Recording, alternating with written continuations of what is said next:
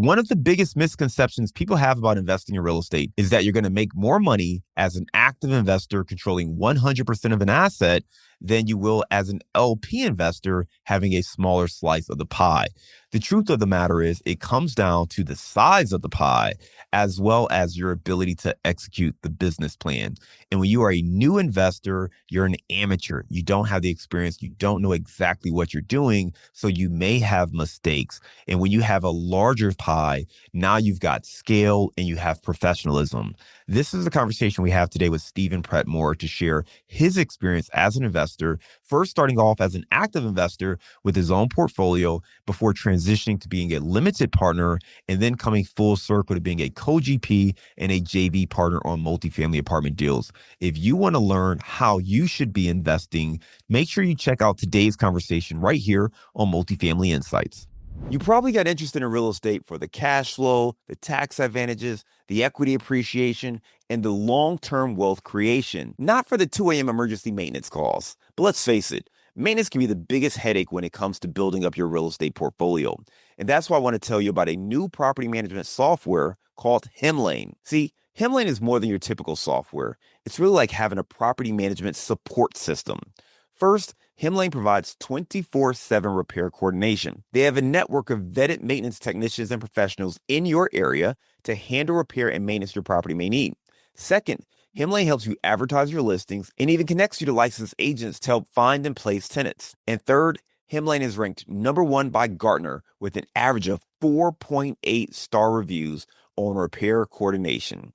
Learn how Hemlane can help you manage your properties with 100% transparency and control without the administrative work. And as a Multifamily Insights listener, you will receive 25% off for 2 months when you sign up. Just go to hemlane.com, that's HEMLANE.com, and use Multifamily Podcast 25 as the promo code.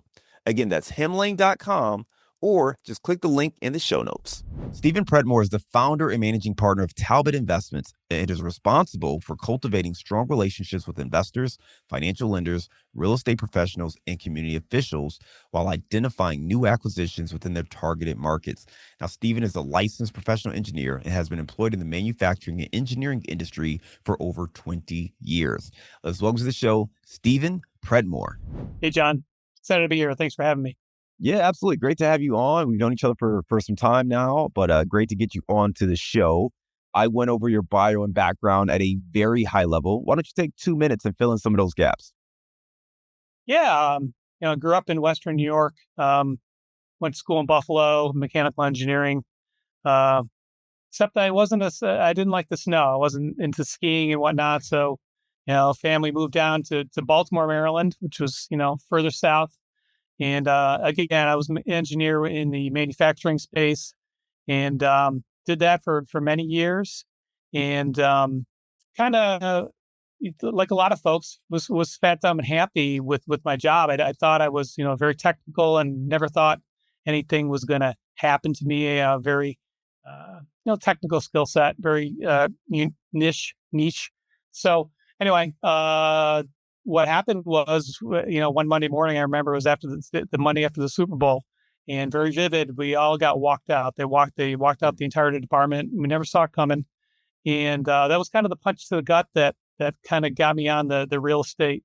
Got me into that. I was listening to Bigger Pockets at the time, so that's kind of how I got started in real estate. How long ago was that? There was that. Oh gosh, it was about 8 years ago now. Gotcha. Yeah. Okay. Yeah, sorry, I didn't mean to cut you off, but I was curious, when you talked about that, having your background in engineering, never really thinking that there would be any issues, right? You had this great job, technical skills, you're going to be employed for life. You get walked out right after the Super Bowl and you realize, oh my goodness, like this is bad and I need to figure out something else. What happens next? So, I had quite a bit of severance. So at that point, I immediately started applying for other jobs, right? I have a family, so, I'm freaking out. So, I ended up getting another engineering job. But, my mindset had totally shifted. It was just it was just something went off in your head, just like, I can't believe this happened to me. There's no trust. Um, so I started investing actively. I'm in Baltimore, which is it's a high cash flow market. So low, cost of entry to a lot of properties. I was able to purchase a couple properties for $65,000 each. These are 3-2, townhomes, brick. Um, Put about 40 grand of rehab into it. That was, I hired a contractor. I also did a lot of some of the sweat equity myself. But, you know, so I'm in for 105 and I'm renting for $1,400 a month. I thought I was killing it, right? That's way over the 1% rule. That's 1.3. But it was going great until it wasn't. And my tenant lost her job during COVID, stopped paying, and I couldn't get her out for over 6 months. Maryland's a very, very blue state, very tenant friendly, and I had a really hard time getting her out. So that's kind of how I got started. I ultimately transitioned that one house into a Section 8 house, thinking that that's going to be a better route. At least you get a guaranteed portion from Uncle Sam. That went okay for a while, and then they stopped paying in there as well. And it's just, it's again, it's a high cash flow market. But I ended up selling that house and taking some of the profits. It wasn't a ton of profits, but I ended up taking some of those profits. And at that point, I really pivoted more towards the multifamily space. Stephen, talk to me more about that because I think it's interesting, right? You had the first domino was the job loss, right? Getting walked out of the office and saying, okay, hey, let me find another job. You find that job and you say, you know what? I need a plan B though, right? I can't just rely on this job. The trust is broken. I'm going to take more power into my own hands. I'm going to start investing in real estate. You find these smaller townhomes, 3-2 townhomes, 3-bedroom, 2-bath townhomes. You invest in them $65,000, put in about $40,000 of rehab. You're doing well, getting good cash flow. The tenant stops paying and you have a hard time getting them out. So it starts to crush your cash flow. You make the pivot to Section 8 and bringing on Section 8 vouchers. And you mentioned that they kind of stopped paying there. Now, was that the tenant that stopped paying, or did the voucher, did something happen there with the Section 8 program? No, Section 8 was fine. It was, they were paying like, just rough numbers. They were paying 400. The government was paying 1,000, let's say. Yeah. I was getting my $1,000 first month, like clockwork, but like that $400 was just like, it just wasn't a priority for them. And just slowly just started building and building. And, it's tough as a landlord because you never know when you really want to like make a stink about it. You can kind of let it float, you hear their sob story but it just got out of hand. I'd go there to fix stuff and it didn't look like they had any problems paying for their other bills. So, I just, it had to do, it was the area, it was like a C minus area. Just the rent wasn't a priority. So, well, I think there's a that's why couple I kind lessons of in there, pivoted. right? Though I think part of it is what you said. As a landlord, you have to prioritize rent collection. And it's tough, Yeah. but that's the hardest part of the job, especially if you're going to invest in C-class properties. You have to have the mindset of holding those residents accountable for their end of the agreement, right? It's not like you are strong arming them into doing something that they didn't agree to. I mean, they signed a contract saying, "Hey, I will pay Right. X amount of dollars in rent every month." And if you're not collecting that, then you got to hold up your end, or it just kind of snowballs into that. So what I'm hearing you say is you kind of started investing with a focus on cash flow, buying these properties in Baltimore, buying with high cash flow margins, but that wasn't working out in practicality because of the rent collection aspect. What was the pivot then? What did you do coming out of those two deals to say, okay, let me find a better option? Actually, I was under contract to buy a third unit. I was looking actually to pivot into the midterm space. Oh, Johns Hopkins Hospital here in Baltimore is a lot of traveling nurses, so a lot of people are kind of doing well in the midterm rental, traveling nurse type space. I was under contract to buy my third property, and it was actually I bought it through auction.com. It was on an auction website. There turned out to be some type of title discrepancy. There was a dirty title, they called it, and I ended up not closing. At that point, I discovered some multifamily mentors, and I just said, you know what, even with the numbers, and another part about this is that we're missing is that I'm an engineer. I'm not a great uh, property manager. I don't like having to deal with yeah, and midterm rentals, that's the name of the game. You're basically running a hospitality type business. So anyway, I pivoted to multifamily and kind of never looked back as far as like doing that type of stuff anymore. I just the numbers just made more sense, from an engineering perspective. Numbers make way more sense in multifamily than single families. And I'm glad I went through the process because it kind of taught me a ton, gave me a ton of confidence, met a ton of people like you and it's just you have to go through. I felt like I needed to go through the process. Yeah, and you talked about the pivot to multifamily. It sounds like you pivoted to being a passive investor first. Is that accurate? That is true. Honestly, I joined some masterminds, and I joined with the intention of learning. And part of one of the things they suggest in your learning is you know be an LP on somebody's deal and kind of see the mechanics of it, see the reporting that they do.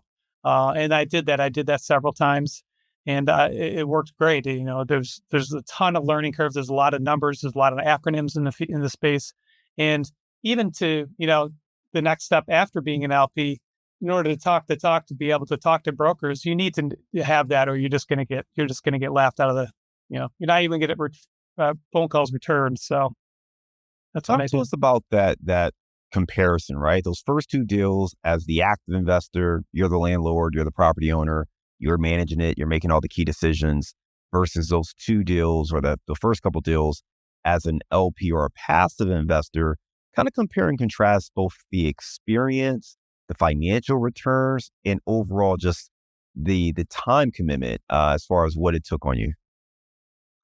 Obviously, the time commitment is mainly upfront with vetting the sponsor and vetting the deal. It's mainly the sponsor and looking at their track record. Um, that after you do that and you're kind of locked in. It's literally sending the wire and you know getting quarterly statements after that and updates. There's no property management. You're not dealing with any tenants, toilets or trash. You're not, talking about your value add plan. That's all on the operator. So you're just sitting back and letting your money grow. And honestly, my returns have been better, which as an engineer, it's a little frustrating because I'm working, hustling so hard on when I was active and I was making very small returns. But, versus just sending a wire with a great operator, I've made, I'm going to say almost 3x returns. Right. So it's, and I've kind of, I've written some LinkedIn posts and stuff about this, about some of the things that, yeah, somebody who may be interested in taking the active route. Maybe they watched an HGTV show and they say, hey, you know what? I think, or I see a house down the street. I think I can flip that, or I think I can make a rental out of that. There's a lot of things that I learned that I just share in some of these writings that talk about some of the things that you're not thinking about, some of the costs, some of the headspace things that you're always constantly worrying about it. With my passive investing, there's none of that. I don't worry about these types of things. That it's a quarter, once a quarter I get an ACH payment into my account and we see how the investment's doing, and it's much easier. But again, it's more upfront work on the passive. Uh, those are the differences. Can you just share a little bit more about kind of the experience? Because I assume that for many listeners, your path is consistent with maybe their own experience, right? I think most of us who want to get into real estate start with rentals. Maybe you do a little flip project or something like that to start, but most of us do start with our own kind of rental, and maybe you're not aware that you can invest in some of these larger deals. But talk to us about kind of that experience for you, especially since you talked about being the engineer, right? You're as an engineer, you know the numbers, you can look at it, and you mentioned that it was frustrating seeing that, man, I spent all this time and energy trying to run this deal myself. I didn't have any partners. I had, all the upside, yet I was unable to really get this deal to pencil or to work as well as I thought it was going to work versus In the syndication deal, as an LP investor, I was able to invest and get, 2x, almost 3x my money. Can you talk about kind of that disconnect and maybe some of the things you learned along the way? I might have to pause here. The disconnect here. Yeah, let me say it again. So, as an active investor, if you have 100% equity or upside of the deal, most people would assume that's going to be more profitable. You're saying that on your deals, you invested as an LP along with another operator, and you were able to actually make way more money on those deals than the deals where you had 100% equity.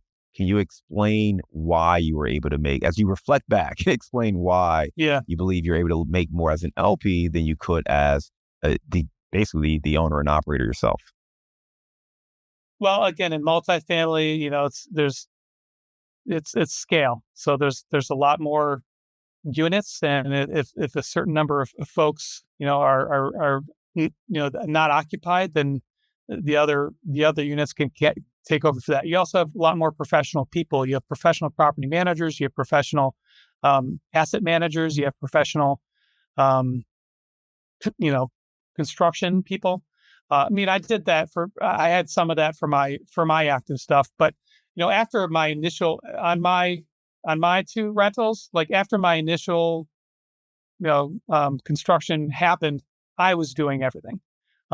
And I think a lot of that people don't take that into account. That doesn't show up in a spreadsheet. Is the time that you put to all those things.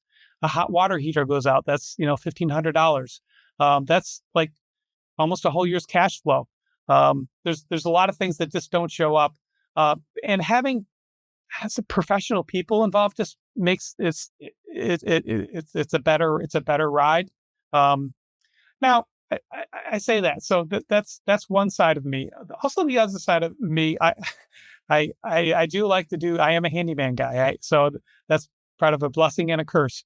So I would never hire folks to work on my property. These people that were better than me, I would always do it. It wouldn't even be a thought.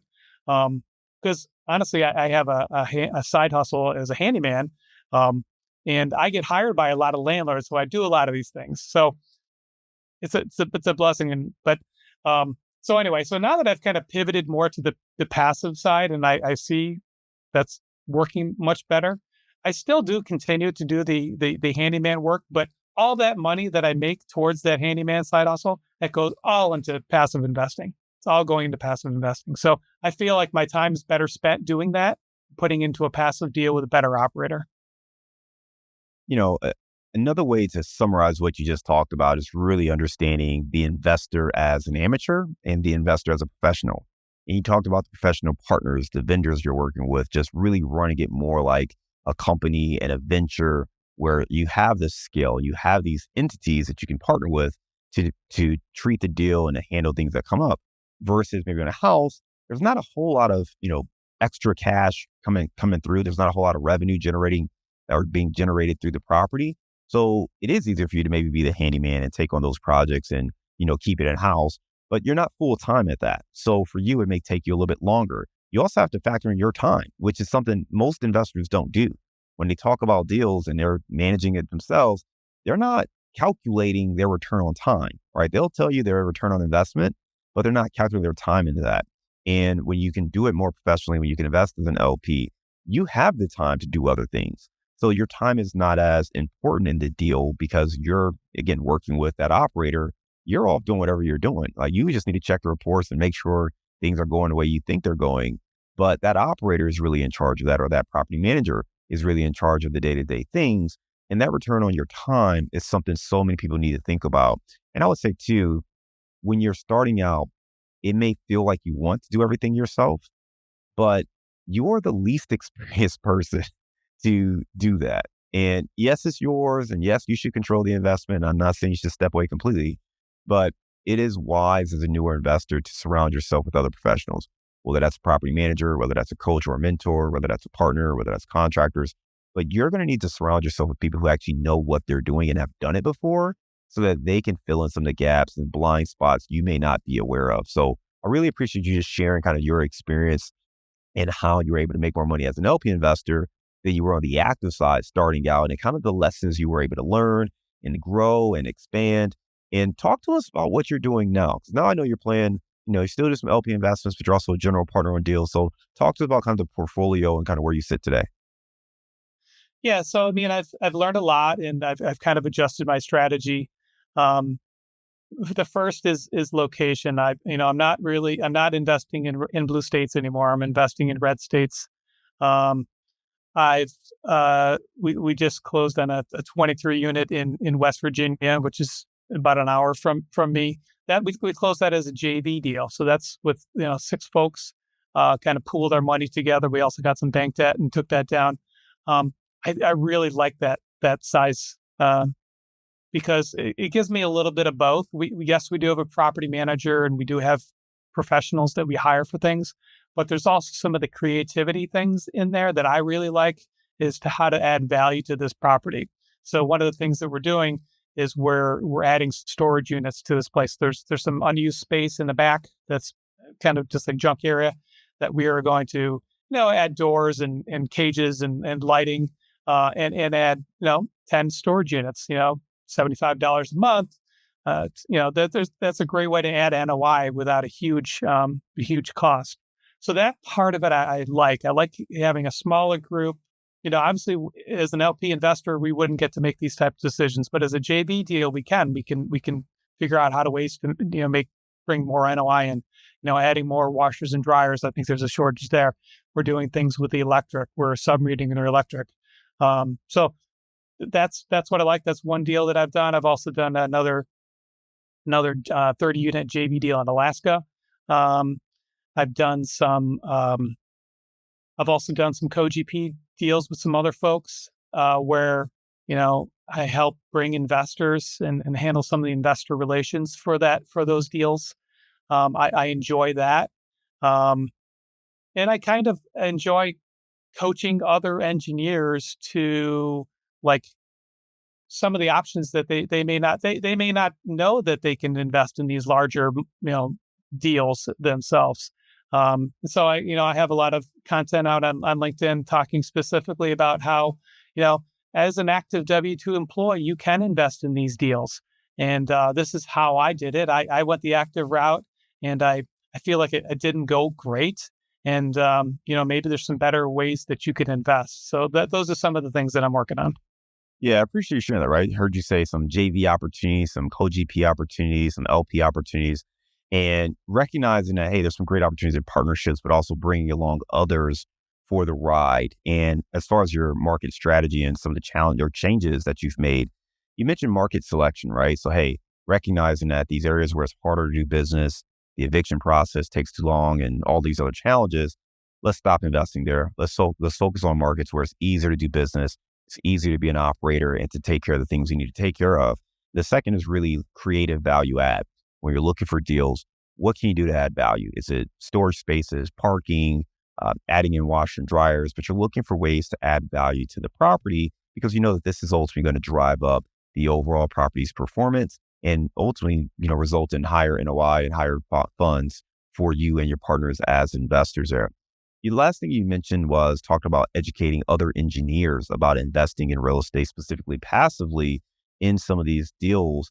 Can you maybe identify a couple of challenges that you have seen specifically with engineers, but other professionals about investing passively, or maybe some blind spots that they have that they're not aware of when they're looking to make these investments? Yeah, I mean, it's kind of what we touched on earlier. It's the time that they're not considering. They're purely looking at an Excel spreadsheet, seeing rent coming in and expenses. They're not seeing the amount of time that they're wasting. And that's what I call it, wasting time now, on some of these things. They're not seeing a lot of the worry in the headspace. A lot of the calls that you're taking in the middle of the day. Like most of these things are, 9 to 5 type things. So if you're working your W-2, you're taking a lot of calls and you're trying to, be quiet about it, not have your boss hear you, and hustling to a conference room to have these conversations. Also meeting vendors, that all happens during the middle of the day. If you're at work, that's a challenge. People getting locked out. Inspectors. I had those Section 8 rentals. There's yearly inspections with Section 8 rentals. So you gotta meet them there, 2 o'clock on a Tuesday. So, that's something that you're not considering as a W-2. So I've kind of went to that. Another thing I didn't even touch about was the eviction process. Oh my gosh, when we get started. Um, I wanted to do that myself. So I was kind of, it was a little bit of a, just mad that this happened. So, I'm going to be the one that's going to fight this. So I'm going to be the one that goes down to court and 11 o'clock on a Wednesday and, you know, go to this court hearing where the tenant doesn't show up. So I've wasted half a day doing this type of thing. And that happened a lot. Obviously during COVID, there was a lot of delays in the court system and I was dealing with all that. Anyway, I wouldn't do that again at all. There's people that you can hire for these types of things. That it makes more sense. It's just the time value of your money. You got to value that more. And I didn't in the beginning. So I'm just kind of coaching folks and saying, these are things you're not thinking about. And do you really want to do that? So I think it's great feedback because so many people get blinded by it. I mean, you talked about kind of sneaking off to the conference room and take a call, and I had a flashback. Like, wow, I remember those days where when we first started, we put a little system in place, and if my phone would ring and I saw it was either the resident or a contractor or a vendor, I'd have to go find a little office or somewhere to go sneak off and take the call, figure out what's going on. There were times where I had to map out my day to come into work late so I can try to go to the property and meet folks early in the morning or leave early so I can go to the property and meet those people. But I had to map it out, right? So like it was really starting to become a challenge and a headache where, you don't want it to impact your day job. So on those right. days, I would either stay late or come in early or work at home afterwards, right? So you don't want it to impact your day job, but you do recognize that, hey, this is supposed to help us create income. And I think the fallacy that some people fall into is believing that real estate is passive income. There are passive investing strategies within real estate for sure. But if you are a landlord, if you're a property owner and you're the one that they're calling, it is not passive because that phone can ring at any moment and you don't know how big or small the issue is. And you're going to be the one that has to figure out how to solve it. You could be in the middle of a meeting. It could be a major catastrophe. Like you don't know. So you got to have some systems and processes. But especially when you're starting out, why take on the headache? If you can invest passively or find partners or someone else that you can work with, that's going to make your life a lot easier, at least as you build up your knowledge on what you should be paying attention to and the best use of your skill set and your time. The last thing you talked about was the evictions and you were handling that yourself. And, I wrote down just like the emotional side of it because it sounds like you kind of took it personally. So you were like, oh, I did. I want to go to the court to fight this Right. thing. And you were ready for war. And the person never shows up. You just kind of wasted a couple hours of your day doing that. It's fun because I've only been to eviction court one time, and it wasn't even from one of my properties. One of my business partners has a property here in Cincinnati, and she was having a hard time with her PM or going through a transition, and she lives out of the state, so she needed someone there. And I'm like, hey, sure, I can shoot down there, but I had no idea, what to say. I don't know the background. She gave me like the a little paragraph of, here's the person's name. Here's the questions you're going to ask. Just tell them you're my business partner. And the first and only time, and hopefully the last time that I got to go to eviction court because, the judge asked one question. It seemed like a basic question. I'm like, she only gave me this. So anything outside of this script, I'm screwed. And sure enough, they asked the question. The other attorney said something. They asked for a continuance. And I'm like, okay, great. But yeah, I don't know. You got to have a certain personality to want to go to eviction court and deal with that. Yeah, I would never do that again. I mean, that's not my venue. I was a fish out of water. Just I didn't know the rules, the things to say. It was just, and you can hire somebody for less than $100 to go and represent you, and they You do a much can. better job. Absolutely. And that was the case, right? So she hired an attorney, but she's needed someone to represent the ownership or property management team. So I stood there next to the attorney. And I'm like, I thought he was going to do all the talking. So at one point he looked over to me to answer a question. I'm like, bro, we just talked about this. I don't know. Yeah. So it was fun, but Yeah, and I didn't definitely bring won't do all that the again. documents as well. Yeah. Like Yeah. he's like, they asked for like the lease. I didn't have the lease. I'm like, oh, I have it here on my Google Drive. Do you want to look at my phone? And he just looks at me and it's He's like, you're an idiot. No, you amateur. Amateur. You Right. have to Go have back to it amateur printed on professional. paper. That's right. And depending on, and to your point, in the market, I mean, again, in some cities, they'll be more flexible with you and say, okay, hey, just bring it back, or hey, we'll get a continuance. And in some, they're absolutely going to just use that to say, okay, clearly you're not following procedure properly, and they're going to hold it against you, or you may lose a Yep. case off a Yep. technicality. And I was in Chicago for 8 years, and as a a property owner in Chicago, the rules are, some of them are ironclad, specifically around security deposits. So that was not something you could mess up. I mean, you could make literally, you know, pennies, nickels, as far as not paying the interest rate on the security deposit, Hmm. the security deposit interest. And if you did not pay the interest, which is like 0.001%, by the way, if you weren't paying that, then you would lose the case. The resident would get to keep whatever they didn't pay you in rent. They would get their security deposit back, and there was punitive charges, which I think were up to like, 1.5 times the security deposit. So you could lose like $3,000 over pennies, literally. So you just can't mess around with those kind of things, especially if you don't have the process down pat and understand exactly what is entailed there. Stephen, I know you talked about, engineers. I know you help other folks as well. But for those who want to learn more, you got some free information on your website, talbottinvestments.com. Can you share a little bit more about kind of the guide you put together for them? Yeah. So I put together a guide. It's at talbottinvestments.com/engineer. And it's just, 12 reasons why, you know, engineers should consider, going the passive route over the active route, and just things that we talked about today, things that they're not considering. Um, yeah, it's a nice little guide, and you can also see some of the projects that we're working on, and some of the areas that we'd like to invest in. I love it. Well, check it out there, talbottinvestments.com/engineer. Right now, we're going to transition to our round of insights. When you think you found a great deal, asking the right questions could be the difference in finding a stud or a dud. Listen, we've put together a new guide to help you out. It's called 7 Questions You Must Ask Before Investing in Apartments. Now, in this guide, you're going to learn how to uncover red flags, quickly identify underwriting risk, vet sponsors and team members, and confirm key assumptions. Now, this is a guide that's going to help you be a better investor, whether you're an active investor or you're a passive investor looking to partner with other operators.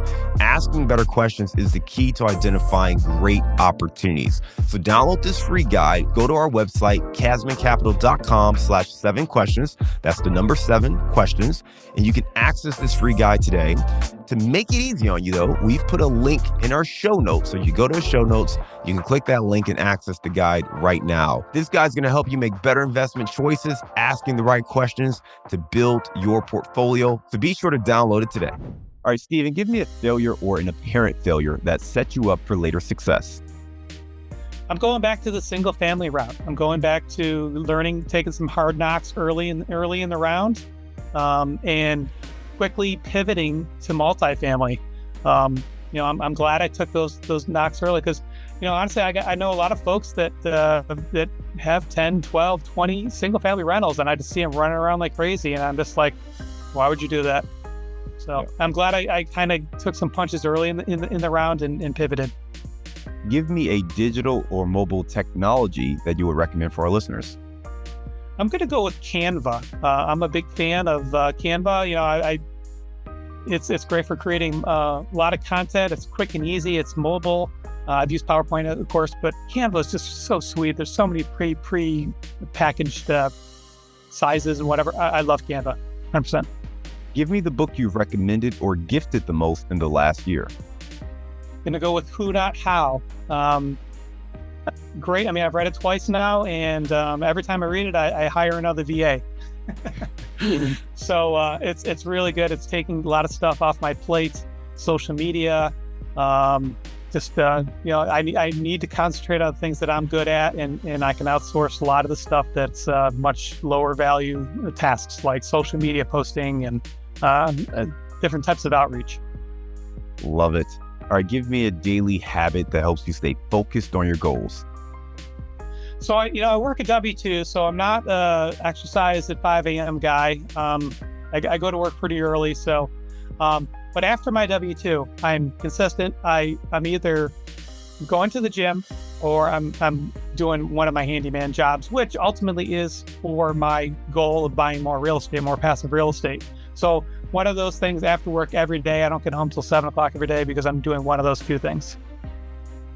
All right, give me your number one insight for scaling into multifamily. Get a coach, get a mentor, surround yourself with people.